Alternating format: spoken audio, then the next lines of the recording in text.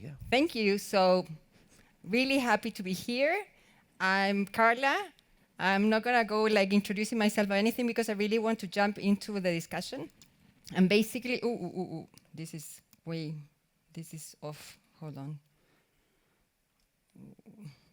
This is, okay, I'm gonna talk a little bit because there are some slides that are missing here because I see the order, but anyhow.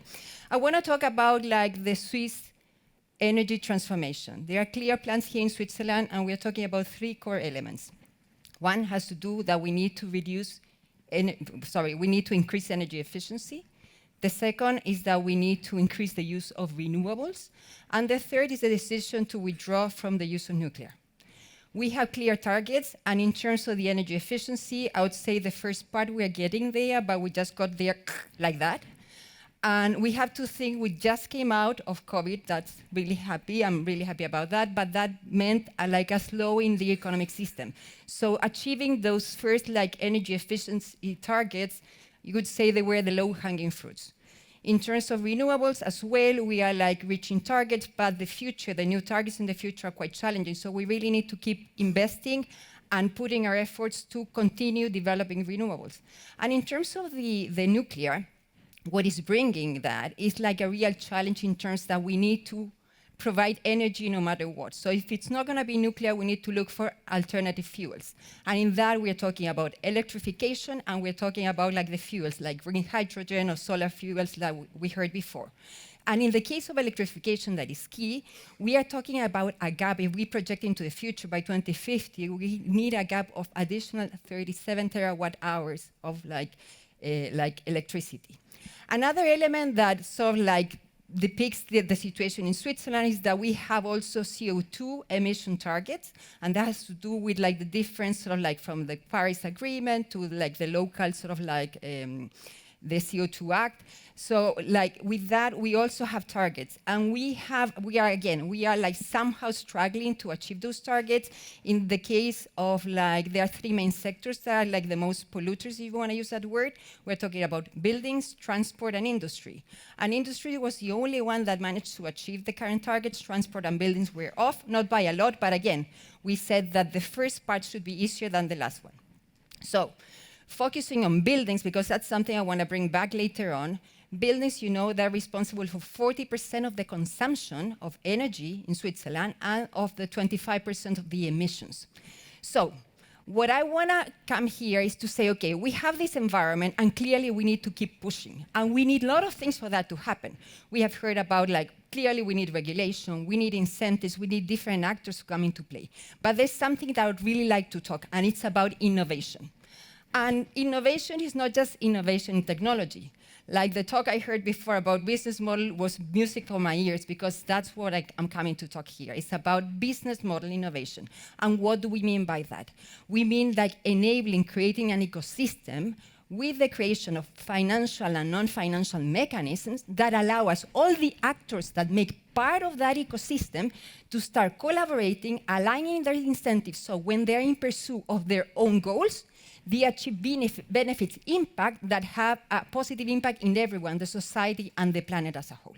So, and that's really key. And one of the models that I want to present, and this is where I come to my slides, is servitization. Servitization, that concept is that you pay for a service rather than buying an equipment. And let me give you a very simple like analogy. When you want to need an apple, I guess most of you don't go and buy an apple tree. You go and buy an apple. If you're lucky, maybe you have the apple tree at home and you can get it from there. But it's the same thing. You are buying a service from the tree or from that farmer or that person that took care of that tree. And why do you do it? Because there are a lot of benefits about that. You don't have to have the whole production, all the training, all the knowledge to really grow that apple. So that's really key. And another element that's key in servitization is the fact that, I don't know how familiar you are with circular economy, servitization of us as a service is known as one of the key business models, an enabler of a circular economy. And another very, very important element is that it really aligns the interests of business, people, and planet. Before we heard profit, people, and planet, and it's the same thing, because at the end you operate in such a way that, as I said before, when you achieve your objectives, you are achieving objectives for the greater good. So we always distinguish at least 3 main stakeholders here. And this is a very simplistic approach, but at least I want you to have like a good idea. Once you are going to have the service users, second, you're going to have the service providers, and third, you're going to have those investors. Because you need now to back up those providers that used to sell equipment. Now they're not selling equipment, they're selling a service, so they're recovering the money in longer period of time. So what is the advantages of this kind of thinking, of this new business model? That is not so new, as I told you, the case of the Apple, and I can mention many, many more examples.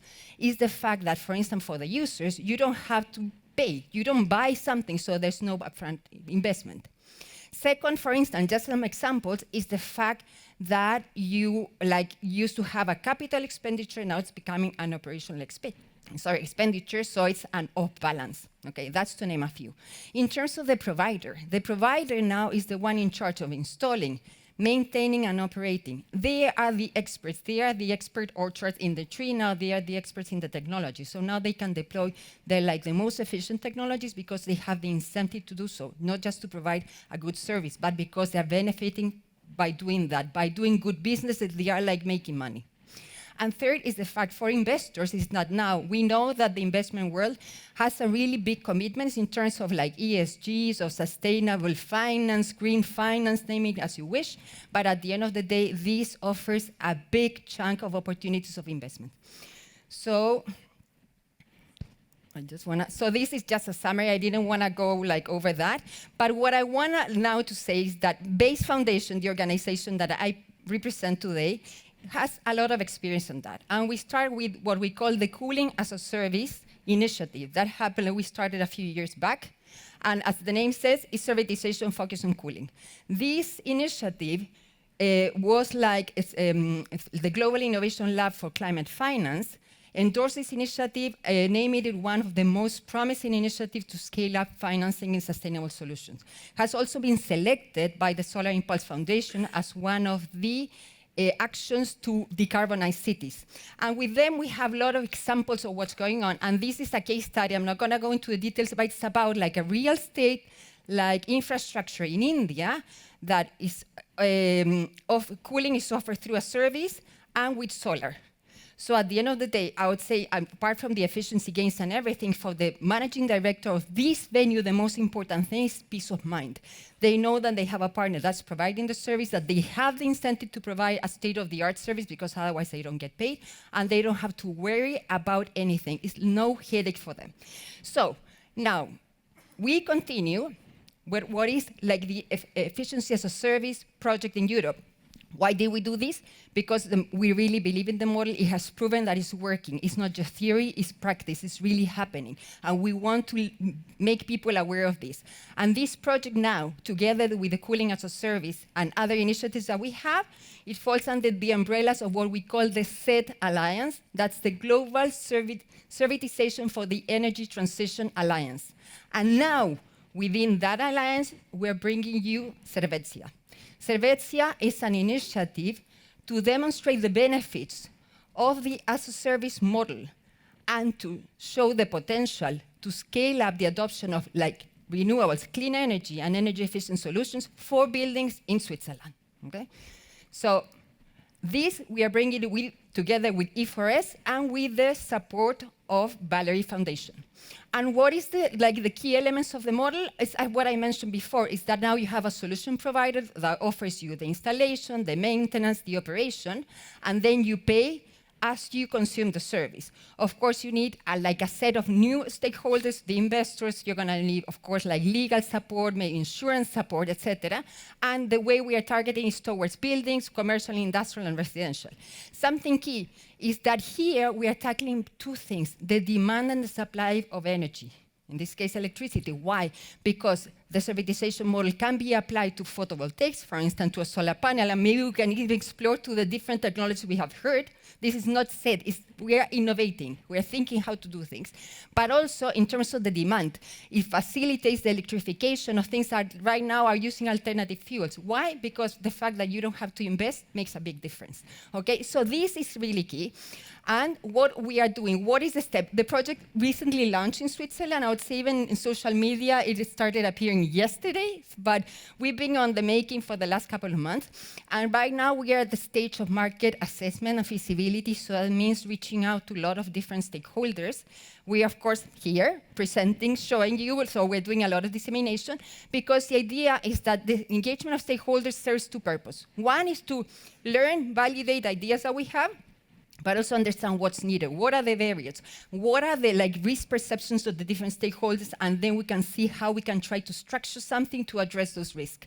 And in that case, why? Because we also want to jump into a pilot project, and that we need stakeholder engagement. And we heard before about this, a key element in terms of innovation, and it's leadership. So what I want to do here is my call to action, that basically any leadership in terms of innovation thinking, you may be a user, you may be a service provider, you may be a financier, etc. Scan the QR code, check more about Servetsia, come and visit us. Two of my colleagues, Yannick and Dimitri, are here. We have a stand out there as well, because we're really building the thing together. It's not just us. Thank you. Thank you so much, Carla. Sabrina, come on up. Let's have a seat. Excellent. So I know we missed the introduction for Carla just as we were orienting. She's the Deputy Director of BASE. I don't know if any of you know about BASE, but you do? Good. What is BASE? Something to do with Basel? That's a good guess for B. There we go. Super. Sorry to put you on the spot like that. Excellent. So Sabrina, as you were listening to this model of servitization, what are your thoughts on that? I think the challenge is really funding, and the challenge is really the speed. We are now in the stage of transitioning from one state of the economy that we know, which is very pollution, which is emitting a lot of pollution, and the future of the economy, which is really based on the sustainable goals, and we have to achieve it quickly. And now we are only in 2023, we have 7 years to achieve something which is almost impossible. So I think the most important thing is, as you said before, collaboration. If all the stakeholders, all the players, all the public policies, and as well as the private interests are meeting with each other, and this is also the goal of E4S, then we will be able to achieve our goal. If not, this will be completely impossible. What is your gut feeling? Are we going to achieve these goals by 2030 or not? I always keep hopeful, otherwise I wouldn't be here. I'd say, yeah, we have to keep hopeful. And as Sabrina said, at the end, collaboration is key. We tend to think about competition. We are even taught in business school about competition. Always be better than your competition. And I think we really need to start changing that mindset, and that has to do with even the education element. So as we are hopeful and aim towards this future, what's needed? I mean, we mentioned capital, you mentioned collaboration. What are other things that need to be happening literally today and tomorrow to achieve these really goals? believe, to be honest, I would say I have my heart there in education. And education, we are talking not just at the level of university, we're talking about even at the level of preschool and up. Let's start by home, because we need to change that mindset. One thing is skills in technology, that's extremely needed, and we need to change our approach of when we start teaching. Is when something is known and then you just start teaching, but we need to start also teaching about thinking differently. This business model, it's not that you're going to be teaching a business model to a little kid, but let's say if you have a little kid and then they're exposed to, let's say, even a green area, and they start learning about the circularity of the natural system that is maybe in Switzerland, children are really exposed to that, but where I come from, they are not. Some living near them see these big jungles of cement, and for them, if you ask them where a tomato comes from, they're going to tell you the supermarket. So they're completely disconnected. So if we don't reconnect that, and we build this education element, so at the end they start thinking differently, I would say that's we're quite screwed. And the last thing is the fact that we need to start thinking more systemically. This whole idea of system thinking, when we are going to have an impact on something, we need to start realizing what are the effects it's going to have on something else, and everything's going to impact something else. But at the end of the day, if we are informed, we're aware of that, we can make better decisions. In your presentation, I love the diagram where you had all the different players involved in the ecosystem, and I know you had put logos next to them, but where do we need more help? What's maybe broken or missing or inadequate? Bridges, link. You know, we have everything in our, I think I really believe we have all the expertise we need from all the domain we need, just in a very small region, which is the French area of Switzerland, as well as the borderland of France, so the borderland region. What we need is the connection, and not only the connection between the players, but first of all, we need all these players to know each other, to trust each other. Because when we talk about collaboration, collaboration is built on trust. We are social animals as human beings, and relationship is really key. So first, we have to build up trust. We need to identify the players, put them, gathering them together. This is what we are building up with Nomad Foundation. We will be starting and launching officially in September with the help of Canton de Vaud and Canton of Geneva, as well as a private foundation, which is called Fondation Nomad, a network based in order to create, hydrogen network in the French area of Switzerland. Second, I said we need to build trust. But trust is, the best way to build trust is really to work together. So launch project together.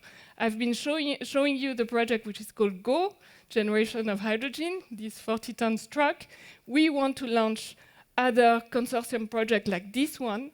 And in order to do it, we need to connect, the different players together in order to speed up the process of the implementation of this type of consortium.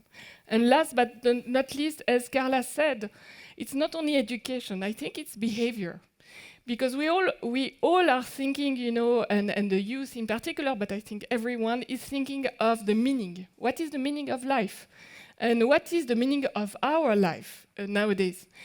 We are always talking about human-centric project, but actually, I'd rather talk about the life. Because if we destroy life in this planet, we won't be able to survive. And we won't be able just to live. So all this innovation, yes, we have to focus on innovation, but we have first to focus on the why, on the meaning. Why do we have to innovate? And we know that time is key. And we don't have time to think about the why. We have the goals, but we don't have the plan. So we have to get together in order to really plan what we want for the next generation, but us as well. And we have to now, start movement and moving together and change our mindset. This is not anymore about profit. If we make profit and we don't have any earth to live in, doesn't matter. So meaning, sustainability, it's really a matter of urgency. I'm optimistic because I think we human beings are very, agile and we are able to move. But I'm less optimistic about the speed because we are an animal which is really slow. Okay. So on that note, both of you represent great organizations, Nomads Foundation, BASE, and we've got a room full of people. I hear you doing this call to action, both of you. You're saying the time is now, we need bridges, we need trust, we need links, and there's a room full of people here. So, who are you looking to talk to, and for what? How can people, in the great things that we have to achieve in very little time, in 7 years, how can someone sitting here actually engage? Can you share a little bit about the kind of people that you would like to meet today at the conference? Absolutely. I think I had it in my last slide in the terms we want innovative minds. Those are really thinking to outside of the box. And again, servitization is somehow outside of the box. And for that, I mean users. You mentioned a micro. Maybe a micro, if they're here, they are really already pro-sustainability. If you are pro-sustainability and you're willing, okay, I would like to be a user where I can have electrification of all my systems and maybe photovoltaics, that I would be willing to have it on my building, on my industry. If you're, of course, a provider of any of the technologies that would support this, and by that is not just the technology of, let's say, the photovoltaics or the technology of the heating, of the cooling, is about also a technology of all the enablers, the IoTs, etc. And of course, if you're investors, investors, we know, we work a lot with banks, we work a lot with investors, they tend to be quite risk averse. The idea, what we are exploring, is to try to understand what are your issues, where are your risks, and then can we build something to address those risks? Who else can we bring on board? What kind of structures? And the only way that we can learn that is by talking to you. So please approach us. Excellent. Thank you, Carla. And Sabrina, for you? I think what I would like first to do is to share, because we've been doing these, catalyst activities since many years now, and I think we won't be able to do everything. So it would be very interesting to share what we have learned, and for others, to launch other initiative, catalytic initiative to be launched in different sectors. We will be more than willing to share, and of course. Whatever you said, Carla, I agree. We need money. We need public policy, consciousness, and new. We have to innovate in public policies. Switzerland, as I said before, we are very good in bottom-up approach. I think we need to have top-down approach as well.